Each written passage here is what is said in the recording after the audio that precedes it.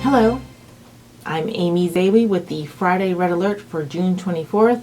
This is the Jerusalem Connection Report. Zechariah 8:16. These are the things that you shall do.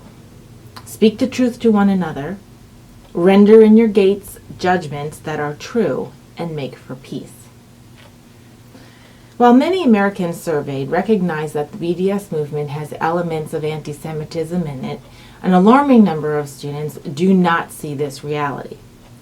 BDS is boycott, divest, and sanction. It is a political and economic movement geared or targeted to punish or demonize the nation of Israel and the Jewish people.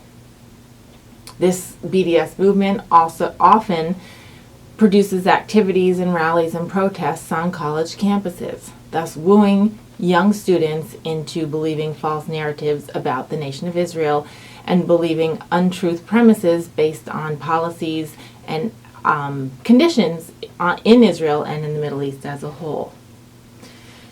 A particular survey carried out by among 1,100 students in the U.S. found that 33% of the student population surveyed thought that any kind of U.S. boycott of the nation of Israel was a fair or justifiable measure.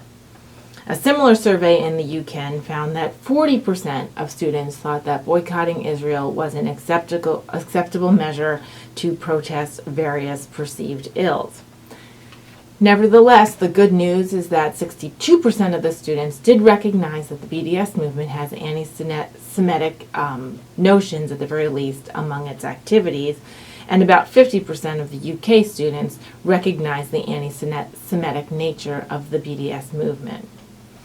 So the majority of students seem to be critically thinking through this. They're examining their own moral center point, they're examining their own values, and they're examining the positions put forth by BDS. Unfortunately, a good number of them are getting a hold of this. However, 32% or 42% is still an alarming portion of the population who think or believe that the BDS movement is anyway fair or justifiable.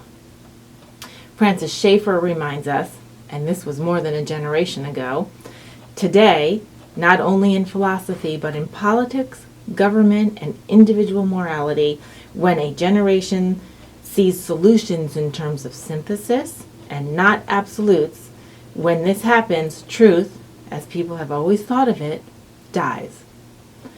Schaeffer was warning us here that we cannot let truth be watered down by emotion, false narratives, good intentions and good measures, and a moral relativism applied to all sides of a debate. That indeed some absolute has to exist for which you can analyze and judge a situation. Israeli ambassador to the UN, Danny Danon, together with the several partnerships and 1,500 students from various anti-BDS movements, are bringing these findings to the UN. And they did this in late May 2016. I reported last week that the good news on this is that education about it, about the BDS movement and its true nature, is taking hold, and media outlets are starting to report on it. The war is not over, but it is indeed winnable. And that's our job, to be part of that force of soldiers.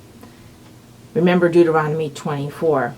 For the Lord your God is the one who goes with you to the fight against your enemies and gives you victory.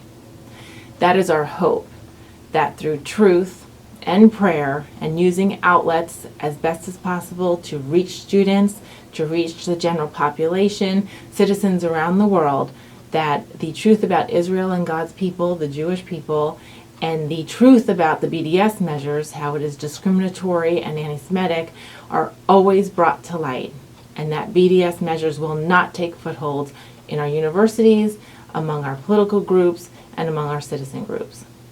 Shavua Tov. Have a great week. Shabbat Shalom.